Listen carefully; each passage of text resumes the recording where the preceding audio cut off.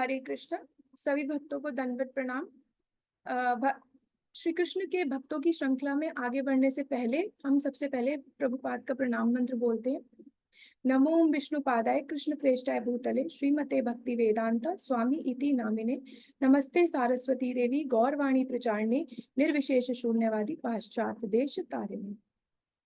श्री कृष्ण चैतन्य प्रभु नित्यानंदा श्री अद्वैत गदाधर शिवासादि गौर भक्त हरे कृष्ण कृष्ण कृष्ण हरे हरे हरे राम राम राम हरे हरे। हम काफी दिनों पूर्व से भगवान के भक्तों की महिमा सुन रहे हैं, उनको महिमा मंडित हम कर रहे हैं। उनकी किस प्रकार उन्होंने उनका भगवान के प्रति प्रेम था और समर्पण था, उसके बारे में हम जान रहे हैं। यहाँ सबसे पहले मैं ये कहना चाहूंगी कि भगवान की एक सबसे सुंदर बात यह है कि भक्त सोचता है कि मैं कृष्ण से बहुत प्रेम करता हूँ, और वही कृष्ण अपने एहसास के माध्यम से जताते हैं कि ये भक्ति का बीज जो हमारे हृदय में जागृत है, ये असल में कृष्ण का भक्त के प्रति असीम करुणा है। उनकी असीम करुणा है अपने भक्त के प्रति, जैसे हम भक्ति नामक पर्याय से संबोधित करते हैं। कृष्ण भक्तों की सुंदर श्रृंखला में एक नाम महाराज यदु का भी है, जिनकी कथा आज हम श्रवण करेंगे। सामान्य रूप से जिस प्रकार नारद मुनि, प्रहलाद महाराज, बलि महाराज आदि इनकी कथाएं हम अपने बच्चों को भी सुनाते हैं और बहुत सामान्य रूप से प्रचलित है, वहीं यदु महाराज के बारे में जो हमें पता है वो हमें ये पता है कि श्री कृष्ण ने यदुवंश में जन्म लिया था। पर हमारे दिमाग में एक प्रश्न उठता है कि यदुवंश में ही क्यों जन्म लिया था, कहाँ से आया ये यदुवंश, क्यों इस वंश को भगवान ने अपने प्राकट्य के लिए चुना।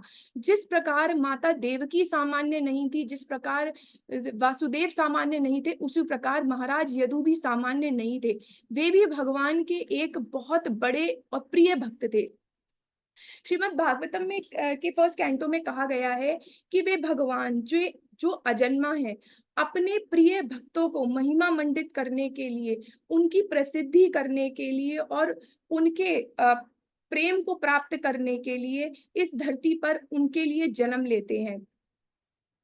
भगवान ने यदुकुल को यदुकुल में उसी प्रकार जन्म लिया जिस प्रकार चंदन का पेड़ मलय पर्वत पर उत्पन्न होता है।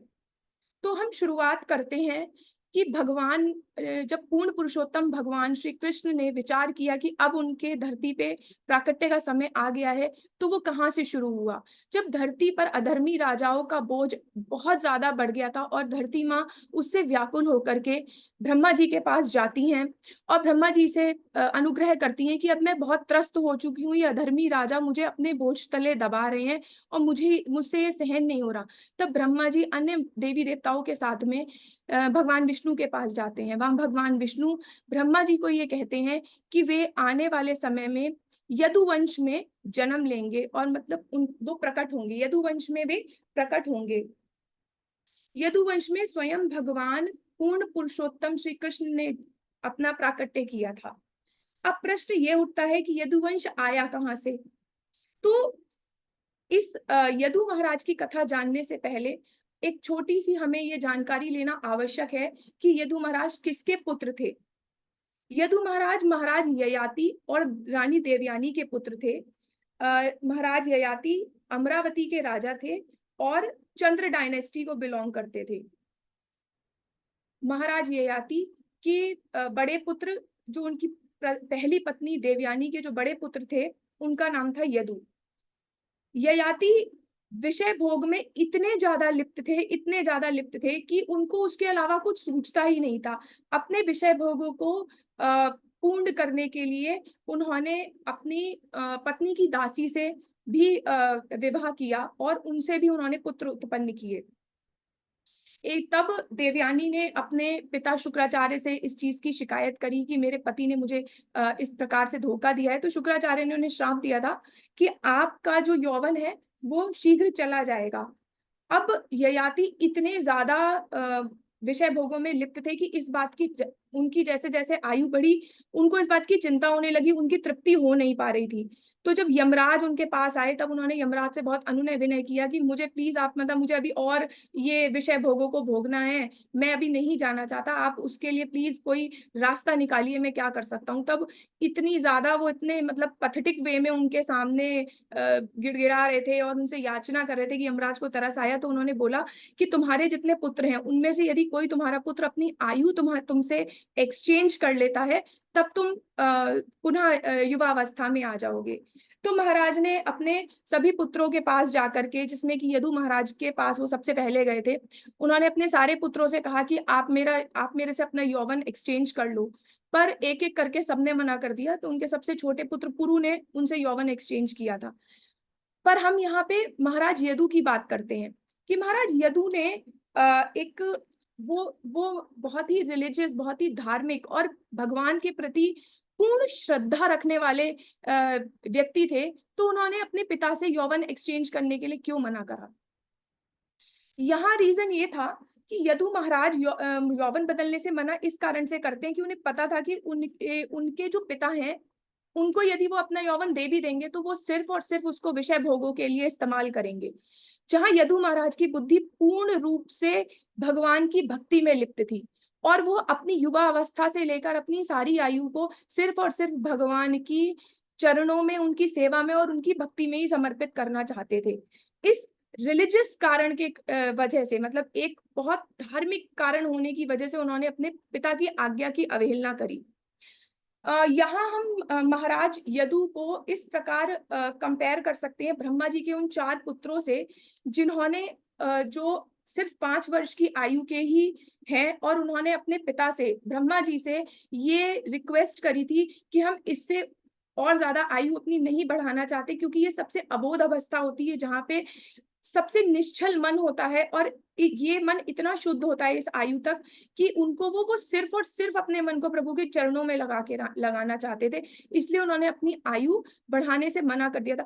उसी प्रकार यदु महाराज ने भी अपने पिता की अवहेलना इसलिए करी क्योंकि वे चाहते थे कि वे अपनी इस आयु को, अपने इस यौवन को संपूर्ण रूप से धार्मिक कार्यों में लगाएं और सिर्फ भगवान का ही ध्यान करें। पर ये सामान्य रूप से बात सबकी समझ में आती नहीं है, क्योंकि हमें ये सिखाया गया है कि माता पिता की आज्ञा सर्वोपरि है। हाँ, बिल्कुल होती है माता पिता की आज्ञा सर्वोपरि, हमें उनकी हर आज्ञा का पालन करना चाहिए। पर धर्म कहता है कि आधर्मिक बातों को हमें नहीं मानना चाहिए। वे हमारा भी अपने माता पिता के प्रति कर्तव्य बनता है कि यदि वे किसी अधर्म के रास्ते पे चल रहे हैं और हमें धर्म का ज्ञान है तो हम उन्हें अवश्य रोकें और उन्हें उसका ज्ञान दें कि आप यहाँ गलत कर रहे हैं, आप कृपया ऐसा ना करें। तो इसलिए हम यदु महाराज को यहाँ पर ये कहेंगे कि धार्मिक कारण की वजह से उन्होंने अपने पिता की आज्ञा नहीं मानी और वे जानते थे कि आने वाले समय में क्या होगा। तो वो एक अच्छे पुत्र हैं, अच्छे पुत्र थे, इसीलिए भगवान ने उन्हें स्वीकार किया और उनके वंश को स्वीकार किया कि वे उसमें प्रकट होंगे। अब अब हम ये जानते हैं कि किस प्रकार यदु महाराज के मन में भगवान के प्रति इतनी श्रद्धा जागी। शुरुआत से ही यदु महाराज बहुत धार्मिक प्रवृत्ति के थे। एक बार वे कहीं घूम निकले बाहर घूमने के लिए, तो वहां पर उन्होंने एक अवधूत ब्राह्मण को देखा जो कि बिल्कुल निश्चल मन से और निडर होकर के सारे में विचरण कर रहे थे। तब उन्होंने उन अवधूत ब्राह्मण के सामने जाकर के हाथ जोड़कर उनसे विनती करी कि हे ब्राह्मण, आप इस प्रकार कैसे बिल्कुल निडर होकर के विचरण कर रहे हैं, आपके मन में किसी प्रकार का कोई भय नहीं है, ये कैसे संभव है? और यदु महाराज के मन में ब्राह्मणों के प्रति बहुत आदर और सम्मान था। तो अपनी बात कहने के बाद वे हाथ जोड़कर और सिर झुकाकर ब्राह्मण के आगे खड़े हो गए और प्रतीक्षा करने लगे कि वे उनको कुछ ज्ञान देंगे। तब उनकी इस विनम्रता से प्रसन्न होकर अवधूत ब्राह्मण ने उन्हें बताया, उन्हें वह ज्ञान दिया जिससे उनके चित्त में इस प्रकार की भक्ति जगी कि उसके बाद उनके चित्त में ज्ञान जागा और उन्होंने संपूर्ण अपना हृदय भगवान के चरणों में समर्पित कर दिया। उसके बाद उन्होंने पूरी तरीके से अपने आप को एक मतलब उनका स्पिरिचुअल कन्वर्जन हो गया और वो बिल्कुल ही मटीरियलिस्टिक डिजायर्स से उनके मन में खत्म हो गई। मतलब वो आगे उनकी डिजायर्स नहीं रही कि मैं भौतिक सुखों को भोगूं या कुछ करूं। उनके मन में सिर्फ और सिर्फ एक ही इच्छा थी कि मेरे प्रभु की मैं भक्ति इस प्रकार करूं कि वे मेरे से प्रसन्न हो जाएं। और ऐसा हम कहते भी हैं, सुनते भी हैं, शास्त्र भी इस बात का प्रमाण देते हैं कि जब हम पूर्ण रूप से भगवान पे समर्पण करते हैं तो हमें लगता है कि समर्पण हमने किया है, लेकिन वो करुणा भगवान की होती है। वे ही हम पे समर्पित हो जाते हैं, वे ही अपने भक्तों को गले लगा लेते हैं, क्योंकि वे भी इसी इंतजार में रहते हैं कि मेरा भक्त कब मुझे सच्चे मन से पुकारे और मैं उसके पास जाऊं। ऐसा ही कुछ यदु महाराज के साथ हुआ। भगवान यदु महाराज की इतनी निश्चल भक्ति और इतना प्रेम अपने प्रति देख करके भगवान ने ये निश्चय किया कि वे उनके कुल में प्राकट्य करेंगे। लेकिन यहाँ एक और बात आती है कि हम भगवान को यदुवंशी ही क्यों कहते हैं। वंश तो ययाति से शुरू हुआ था। तो ऐसा इसलिए हुआ कि जब यदु महाराज ने अपने पिता से अपना यौवन बदलने से मना कर दिया, तब उन्होंने क्रुद्ध होकर के उनसे बोला कि तुम अब मेरे उत्तराधिकारी नहीं रहोगे, जबकि यदु महाराज उनके ज्येष्ठ पुत्र थे। फिर भी उन्होंने कहा कि अब तुम मेरे उत्तराधिकारी नहीं रहोगे और मेरा उत्तराधिकारी पुरु बनेगा, जिस पुत्र ने उनसे अपना यौवन एक्सचेंज किया था। तब महाराज यदु ने हाथ जोड़कर अपने पिता की इस आज्ञा को माना और वहां से चले आए, और उन्होंने अपनी एक डायनेस्टी बनाई, मतलब अपना एक वंश चढ़ाया, जिसको हम यदु वंश के नाम से जानते हैं। और उसी में भगवान का आगे चल के प्राकट्य भी हुआ। कृष्ण भगवान उद्धव को बताते हैं कि उद्धव, ये यदु हमारे पूर्वज हैं और इनके कुल में हम हमारे सबने जन्म लिया, और हम भी मैंने भी इस कुल में जन्म इसलिए लिया क्योंकि मैं चाहता था कि मैं इनकी भक्ति से इतना प्रसन्न था कि मैं चाहता था कि इनका कुल जो हो वो महिमा मंडित हो, और वो सिर्फ तभी हो सकता था जब मैं इसमें प्रकट होके आऊंगा।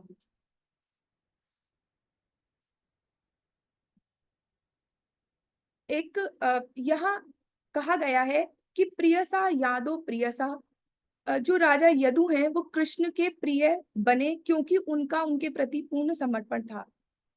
जैसे भक्त को कृष्ण प्रिय है, ऐसे ही कृष्ण को भक्त प्रिय है। ये हम भक्तों की इस श्रृंखला में सुन चुके हैं।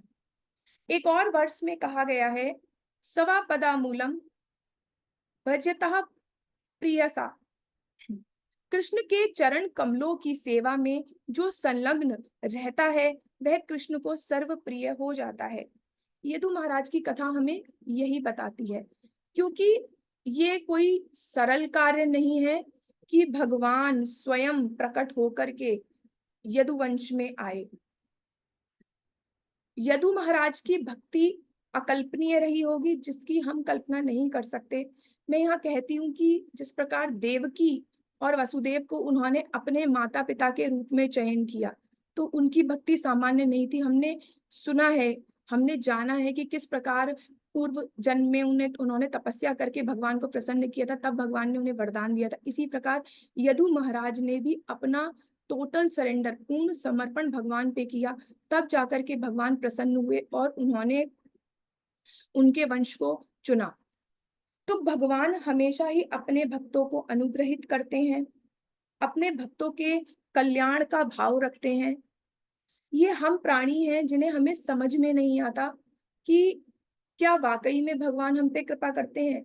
ये जितनी भी कथाएं अब तक हमने भगवान के भक्तों की सुनी है, ये सभी कथाएं हमें ये बताती हैं कि भगवान पर पूर्ण विश्वास और भगवान पर पूर्ण समर्पण ही हमारा कार्य है। यदि हम ऐसा करते हैं तो भगवान हमसे प्रसन्न होकर हमें सहज ही अपना लेते हैं। भगवान को प्राप्त करना बहुत कठिन नहीं है, लेकिन हम अपने हृदय में इतने सारे डिजायर्स को रखते हैं। हमारे जो डिजायर्स हैं, मटीरियलिस्टिक डिजायर्स जो हैं, जैसे मुझे घर चाहिए, मुझे मकान चाहिए, अभी छोटा है तो बड़ा चाहिए, अभी एक पुत्र है तो दो पुत्र चाहिए, अभी मुझे पुत्री भी चाहिए, पत्नी भी सुंदर चाहिए, माता पिता, हमें सब कुछ सर्वश्रेष्ठ चाहिए। जब हम भगवान की भक्ति करने बैठते हैं तो जो हमारी डिजायर्स हैं वो सबसे ज्यादा यही वाली डिजायर्स हमारी ऊपर ऊपर जाती हैं कि अच्छा चलो आज ये मांग लेता हूँ भगवान से, कल को उनकी भक्ति बिल्कुल निश्चल मन से कर दूंगा, लेकिन वो कल कभी नहीं आता। ये जो भक्तों की श्रृंखला में हम जितनी भी कथाएं सुनते आए हैं, ये सब हमें यही सिखाती हैं कि इन सब चीजों से ऊपर उठकर जब हम सिर्फ और सिर्फ भगवान से ये मांगेंगे कि बाकी सब पीछे छोड़ दो, आप तो हमें अपने आप को ही दे दो, तो वो हमें अवश्य अपने आप को देंगे। और ये सिर्फ शुद्ध भक्ति के रूप में ही हो सकता है। उसके और हमें वो भक्ति किस प्रकार करनी है, ये हमें प्रभुपाद ने समझाया है। हम फॉर्चुनेट हैं कि हम भगवान के शुद्ध भक्तों की संग में हैं, भगवान के शुद्ध भक्तों की शरण में हैं, जो हमें इस मटेरियल वर्ल्ड के डिजायर से ऊपर उठा करके हमें ये ज्ञान देती है कि इस सबसे ऊपर भगवान की भक्ति और उनका प्रेम है। वही ज्ञान जो यदु महाराज को अवधूत ब्राह्मण ने दिया था, जिससे उन्हें हम उनके चित्त में भगवान के प्रति भक्ति थी, उनके प्रति चित्त में भगवान के प्रति प्रेम था। वे जानते थे धर्म क्या है और अधर्म क्या है, लेकिन अवधूत ब्राह्मण से मिलने के बाद उन्हें रियलाइज हुआ कि मेरा टोटल सरेंडर ही मेरी इस डिजायर को पूजा कर सकता है कि भगवान मेरे कुल में जन्म ले। ये उनकी इच्छा थी। तो क्योंकि उनकी डिजायर इतनी स्ट्रांग थी, इतनी स्ट्रांग थी कि भगवान ने, एक तरीके से हम देखें तो भगवान ने उनकी इस स्ट्रांग डिजायर को अवधूत ब्राह्मण की हेल्प से पूरा करवाया। क्योंकि जब तक वो उनसे नहीं मिले थे तब तक उनको पूर्ण ज्ञान नहीं हुआ था।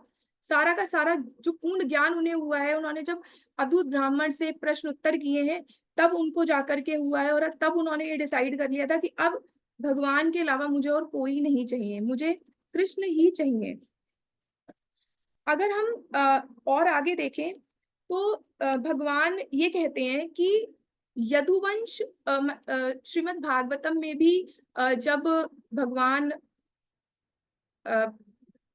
कौरव को, पांडवों को महाभारत के युद्ध के बाद छोड़ के जाने लगते हैं, तो वहां पे जो स्त्रियां होती हैं वो यदुवंश की बहुत बहुत प्रशंसा करती हैं, सराहती हैं उन्हें कि कितने भाग्यशाली हैं यदुवंशी, जो भगवान को अपने आसपास देखते हैं, जिनको हम आंख बंद करके हम जिनका चिंतन करते हैं, उन भगवान के वे सानिध्य में रहते हैं। तो क्या कर्म रहा होगा यदु महाराज का, क्या सेवा रही होगी उनकी, और क्या समर्पण रहा होगा भगवान के प्रति कि ना सिर्फ उन्होंने अपने आप को बल्कि अपने संपूर्ण कुल को उन्होंने भगवान के की कृपा से आनंदित करवाया। यदुवंश में जितने भी लोगों ने जन्म लिया था उनके हृदय में भगवान सदैव रहते थे, और भगवान उस कुल में भगवान के ज्यादातर डिवोटीज ही थे। ज्यादातर नहीं बल्कि सभी डिवोटीज ही थे, जितने थे सब भगवान के सेवक थे, सब भगवान से प्रेम करने वाले उनके भक्त थे। यहाँ तक कि अगर हम शिशुपाल और कंस की भी बात करें तो चाहे भय और ईर्ष्या के कारण ही सही, लेकिन वो भगवान को हर समय अपने सोच में, अपने विचारों में रखते थे। हर वक्त कंस उन्हें याद रखता था कि कृष्ण कब आ जाएगा, कब देवकी की 8वीं संतान आ जाएगी, जन्म ले चुकी है वो। हर समय तो भगवान की अब करुणा देखिए कि वे कितना करुणामयी है। मैंने यही कहा कि भगवान की करुणा को हम भक्ति का पर्याय मान के रूप में लेते हैं। भगवान इतने करुणामयी है कि उन्होंने कंस को भी, सोचता भले ही वो उनके प्रति डर भय, उनके प्रति उसके डर ने उससे बहुत कुछ गलत भी करवाया, पर भगवान की आप करुणा देखिए, वो तब भी उसको तारने पहुंच गए कि कोई बात नहीं, तू विचार तो कर ही रहा है ना मेरे लिए, मैं आऊंगा तुझे तारने के लिए। क्योंकि वो शिशुपाल जो कि भगवान से इतनी ईर्ष्या रखता था, इतनी ईर्ष्या रखता था, फिर भी भगवान ने कहा कोई नहीं, चल तू ईर्ष्या ही रख ले, पर तू मुझे स्मरण में तो रख रहा है, मैं तुझे भी तार दूंगा। तो यदु महाराज जिन्होंने अपने पिता की भी आज्ञा का पालन नहीं किया, भगवान को सर्वोपरि रखकर, धर्म को सर्वोपरि रखकर, अपनी भक्ति को सर्वोपरि रखकर, उनको तारने के लिए भगवान कैसे नहीं आते। आज भी हम भगवान को यदुवंशी, हम जानते हैं कि भगवान यदुवंशी हैं, और इस नाम के थ्रू भगवान ने आज तक यदु महाराज की को ग्लोरीफाई करवा रखा है। आज तक हम यदु महाराज की चर्चा करते हैं, उनकी भक्ति की सराहना करते हैं, उनसे सीखते हैं कि किस प्रकार शुद्ध भक्ति के माध्यम से हम भगवान को प्राप्त कर सकते हैं। यदु महाराज ने अपनी भक्ति से अपने संपूर्ण कुल को तारा। यहाँ मैं यदु महाराज को उसका क्रेडिट इसलिए दे रही हूँ क्योंकि उन्हीं की भक्ति से प्रसन्न होकर के भगवान ने ये डिसाइड किया था कि मैं इनके वंश में प्रकट होऊंगा, और उसी वंश में फिर बाद में उनके माता पिता के रूप में सभी लोग आए। भगवान विलंब नहीं करते हैं। ये हमारी बुद्धि है जो हमें इस भौतिक जगत की मायावी प्रलोभनों में उलझा कर रखती है।